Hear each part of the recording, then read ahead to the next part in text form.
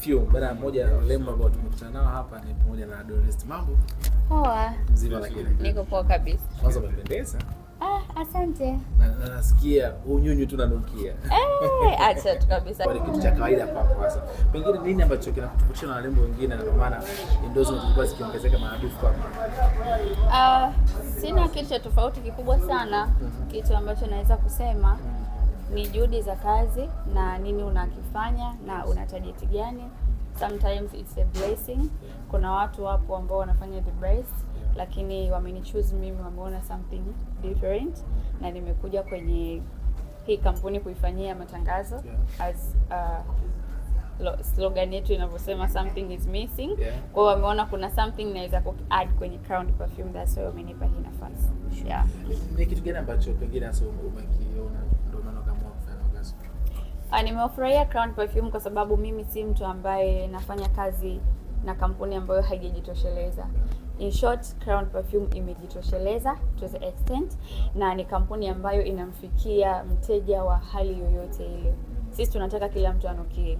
Haijaandikwa kwamba wanaotakiwa kunukia ni matajiri tu. Basi hapa Crown atanukia mtu yoyote. Perfume ni nzuri, price ni affordable na kila kitu kiko kwenye quality ambayo ni kubwa na nzuri. Wadada nimekuwa nikisikia vitu vingi sana hasa unapokuwa mmoja anafanikiwa, basi kuna wengine wanasema inawezekana bana kuna vitu nyuma carpet vinaendelea ndio maana tunamwona anapata hizo endorsement. Pengine si kwako wewe hasa. Nini ambacho pengine kuna mtu behind ndio maana tunakuona na haya mafanikio siku zote? Nina timu ambayo nafanya nayo kazi akiwemo meneja lakini Mungu ndo kila kitu. Kwa sina chochote ambacho nakifanya behind the scene ukiachana na timu ambayo naifanya nayo kazi na nguvu ya Mwenyezi Mungu. Kuna kipindi ulitaja amount ambayo unaitengeneza ulipost kwenye Insta story na kumbuka kipindi kile ikaleta maneno mengi kweli. Kushare mafanikio kama hivi umepata endorsement. Pengine hasa inaleta picha ipi hasa? Kuna bwana naamini kwamba anajionyesha na kuna bwana anasema kwamba una inspire wengine. Hasa kwa kweli hasa kushare kila ambacho Mungu amekubless nacho. Inamaanisha nini hasa? Sometimes huwa tunafanya kwa kumotivate yule anayekutazama. Kuna watu wengi wanatamani kuwa kama Dolly. So Dolly kuna muda anapambana, anapata na Dolly kuna muda anakosa. Kwa hiyo nilivyojaribu kushare kile kidogo au kile ambacho Mwenyezi Mungu amenibariki ni kumuonyesha mtu kwamba unaweza ukafanya kitu fulani na ukafanikiwa. Ni swala la muda tu. Lakini hatuonyeshi kwamba ndo nimepata sasa endorsement hamna kitu mtanifanya. Unajua ya haiko hivyo. Ila tunafanya kwa ajili ya watu kuona kwamba vitu vinawezekana. Sure. Hivi kwa sasa hivi kwa mtu ambaye pengine anakutazama ili aweze kuwa inspired zaidi. Mara michongo pia inaendelea kuongezeka sasa hivi. Kwa mwezi haipungui kiasi gani kwa sasa hivi? Kwa kweli toka nimezaliwa that day nimeposti amount ya pesa ndio ilikuwa mara yangu ya kwanza. Si mzungumzaji wa kusema kwamba napata kitu fulani na nilifanya kwa kutry kwamba let me try to post na nione reaction. Waliona ila niliongeza haters. Niliongeza maadui wengi sana. So unapoamua kushow up mafanikio yako, Mungu Mwenyezi Mungu akupe energy ya kuweza kupambana na hao haters. Ni kweli kwamba kwa sasa hivi kwa mwezi haipungui milioni 20 mpaka 30. Haipungui kwenye nini? Kwa pesa unaingiza. Pesa nayoingiza sijui mimi kama inapungua au inazidi. Mimi mwenyewe sielewi. Wanasema hivyo. Kwa kweli mimi mwenyewe sielewi, ila mshukuru Mungu naweza kula, nikiumwa naweza nikaenda hospitali. Silali njaa. Hayo ni mahitaji ya binadamu ya muhimu. Ukishayapata hayo, mali, utajiri na magari ni vitu ambavyo vinatafuta tu. Kwa mafanikio ya wanawake kumekuwa tukitaja vitu vingi sana. Kwa mfano juzi niliona dada zetu alikuwa ni Masha ule, si ndio? Anaongeleza hapa ni mtozi na Gigi kwamba wamekuwa sometimes wanakuwa wanapishana kwa sababu ya mafanikio kama vitu kama hivyo. Kwa nini kwa wanawake imekuwa hiyo misuguano haiishi hasa inapokuja masuala mazima ya riski? Sio tu wanawake, hata wanaume, lakini hakuna binadamu asiyekuwa na wivu. Ila inategemea wivu wako uko vipi. Wewe unaweza ukawa una struggle pamoja na mwenzako. Mwenzako akawa anapata sana, wewe haupati. Jifunze kuaccept kwa sababu hatufanani. Kuanzia muonekano, hatufanani nyota, hatufanani rangi, hatufanani vitu vingi. So unapomuona kwamba Doli kwa nini ana milioni 100 mimi sina? Ushamuita yule ni Doli. Wewe hauitwi Doli. Wewe unaitwa Juma, unaitwa Asha, yani unaitwa jina lingine kabisa. Kwa hiyo ukijifunza kujiona kwamba hatufanani, kila mtu amezaliwa atapata kile anachokistahili. Yaani ukiona umekipata chochote duniani, hicho ndo unachokistahili. Ukiona una struggle kupata kitu fulani haukipati, basi una struggle sehemu ambayo haustahili. Kwa hiyo hizo chuki na hayo marumbano na hizo quarrels zipo ili kujiepusha nazo. Escape close friends. Yaani escape watu ambao sisemi kwamba ukiwa kwenye industry utakiwa kuwa na marafiki. Kuwa na marafiki, lakini weka mipaka. Linapokuja swala la kipato chako, try to hide, mtu asijue. Na hata tunapokuwa tunafungua biashara na nini, sometimes inatulazimu kuonyesha, lakini unaibua maadui wengi sana. Na ndio maana mimi huwa na slogan moja kwamba Mwenyezi Mungu akinijalia, asilimia kubwa biashara zangu zitakuwa hazijulikani. In case labda na biashara 10, basi nitaruhusu moja waijue. Wakini destroy kwenye moja, kuna biashara moja ambayo ndo mama source of income kubwa, mtu hawezi kuijua. Ulishia kufeel kuna mtu anakuchezea pengine kiimani, anakuroga kwa sababu ya kila ambacho unachokitengeneza? Hapana, imani kwa upande huo sina. Though vitu vipo. Hawakuchezei kabisa. Vipo ukiwa unafanya ibada. Yes. Unaswali au unasali. Tunaswali na kusali tuepukane na vitu vibaya. Unapokuwa kwenye imani hiyo, utaanza kuona kuna energy ambazo unashindana nazo.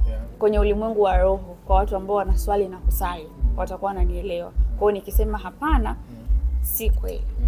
Yeah. Kuna mdada mwenzako nafanya kazi kwenye kampuni sitaitaja hapa, aliulizwa kuhusiana na wewe kwamba unamfahamu Doli, akasema kufahamu. Na tunaona kwenye kampuni moja mnafanya. Pengine sasa ile kuna watu ambao walielewa, pengine wakala kuna kama watu like kama ni watu wako sehemu moja, lakini kwa nini inatokea vitu kama hivi kutokujua?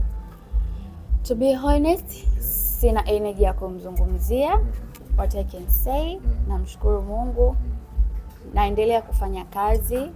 Kila mtu anaongea kutokana na anavyojisikia, na siwezi kumlazimisha kila mtu aniongelee vile ninavyotaka.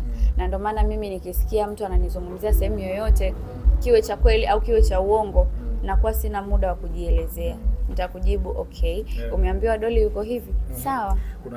Kuna mmoja akaniambia, hebu ukipata nafasi ya kumuuliza Doli, muulize yeye anamfahamu Jux. Wewe unamfahamu? Nimeshajibu hilo swali mara nyingi sana ya. Yes. Bila yako juu. Yesu mwenyewe amekanwa na wanafunzi wake jamani. Mimi ni nani? Sio mtume wala sio nini. So it's normal thing. Yaani sisi binadamu Mwenyezi Mungu ametuzungumzia hadi kwenye vitabu kwamba binadamu sio watu wazuri. Tuishi Swali langu la mwisho kuhusiana na haya. Kuna mmoja watu mmoja alikuwa anazungumza na ujio, akasema kwamba msichana kukiwa mfupi kuna vitu unakosa pengine hasa. Unajisikia vibaya ukisikia mtu anazungumza vile? Paka nimeshika kiuno. Wanawake wafupi mnatuchukuliaje lakini? Kwani tuna nini yani? Anyway, wanawake wafupi ni wanawake ambao tuna confidence. Yes. Sana. Na mimi nataka nimwambie mwanamke yote mfupi, wewe ni nzuri, wewe ni mrembo, just kuwa na confidence. Jiamini. Sawa mimi najiamini to the extent. Yaani najiamini vibaya mno.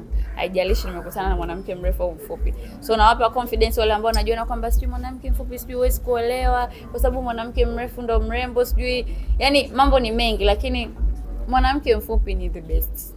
So mimi am okay, lakini ukikutana na hivyo vitu unakuwa like okay, mimi ndo president wa watu wafupi. Lakini basi sio mfupi sana hivyo.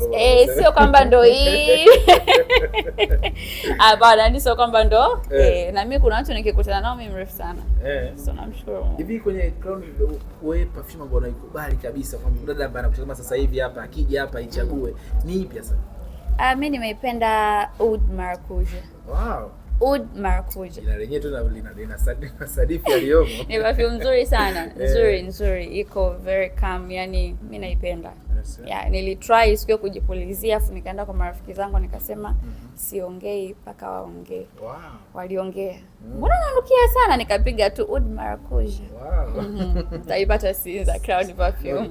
Ukiachana na Oud Maracuja by Maison Privé, Ni perfume gani nyingine ambayo unaipenda sana?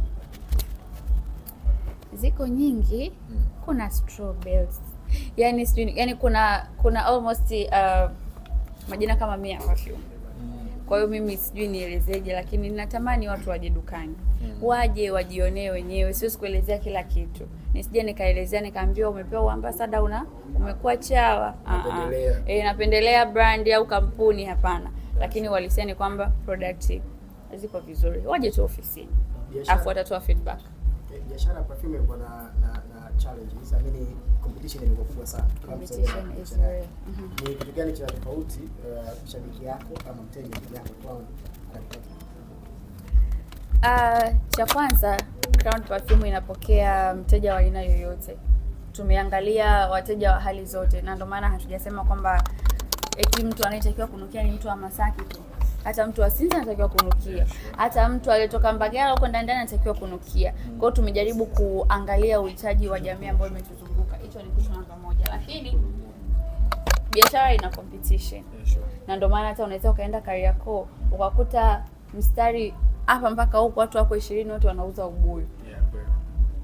Sio, unaelewa? Biashara moja. Yes. Kwa hiyo kila mtu ana try to do business kwa ajili ya kuwafikia wateja wake ambao wanawataka. So we are good. Kuna baadhi ya mastaa wanakuwa kichukua ubalozi, lakini pesa tu kwenye hizo balozi ambazo wanapewa. Kwa kama wewe utasema dada amechukua pesa tu, na kama hivyo akiondoka hapa kazi imekwisha. Wewe una uhusiano gani wa kweli na brand hii ya Crown? Cha kwanza, kila watu wanakuwa na makubaliano yao. Hamna kitu kizuri kama makubaliano ya maandishi kwa sasa hivi. Ukiwa na makubaliano ya mdomo, chochote kikitokea, haupaswi kulalamika. Yeah, sure. Kwa nini mnaambiana kimdomo? Wewe mshikaji wangu utafanya tu matangazo, baadaye mnakuja kuzinguana, mnakuwa maadui. Ukiona unafanya kazi kwa makubaliano ya mdomo, chochote kikitokea mbele yenu usilaumu. Kwa sababu inakuwa haijakaa smart. Bosi akilala akiamka akikwambia hauna kazi, unaongea wapi? Una cha kuongea. Kwa hiyo makubaliano ya makaratasi ni mazuri sana. Lakini pia tunafanya kazi kwenye makampuni mbalimbali. Leo nipo Crown. Mimi na Crown tuna mazungumzo yetu kwamba nitafanya kazi kwa muda gani. The more nitafanya kazi kwa juhudi, na ndio the more nitazidi kuwepo hapa kama familia. Wanasema hii ni kauli ambayo imekuwa ikikaa sana kwenye vichwa vingi vya watu, kuwa rafiki wa mwanamke, naamini adui wa mwanamke ni mwanamke mwenzake. Of course mwana juzi tena watu wakanifanya kauli baada ya kile ambacho kilitokea kati ya Gigi na Mashallah. Unaungana na hiyo kauli kwa rafiki, naamini adui wa mwanamke mwenzake. Hicho kitu kina uhalisia, lakini wanawake tunakuaga rahisi kuzungumzia. Sio kwamba wanaume hamna uadui. Wanaume uadui mnao, lakini kwa wanawake inakuaga ni rahisi kwa sababu sisi tumepewa ile hali ya kuongea, yani mtu anaongea na nini, tofauti na wanaume. Kwa hiyo hicho kitu kipo na kina ukweli ndani yake. Inaweza isiwe 100%, lakini kuna asilimia kubwa sana. Neno lako la mwisho kwa wateja wanatamani kufika hapo, naambiaje? Wateja wetu ninachoweza kuambia kwamba nawaombeni mfike Crown Perfume. Sina mengi ya kuzungumza, msije mkasema naongea kama chawa, lakini nataka mfike, mjionee, alafu msiogope jamani. Swala la bei sitaki kuwatajia, lakini mkitoka kwenye duka letu mtakuja kuniambia bwana Dole umetuambia kitu cha kweli. Kwa hiyo tunawapenda sana, tumewawekea branch hii nyingine ili tuweze kuwafikia kiurahisi, au products zetu ziweze kuwafikia kiurahisi. Asante kwa kutazama interview hii. Usisahau kusubscribe, like, comment na kushare.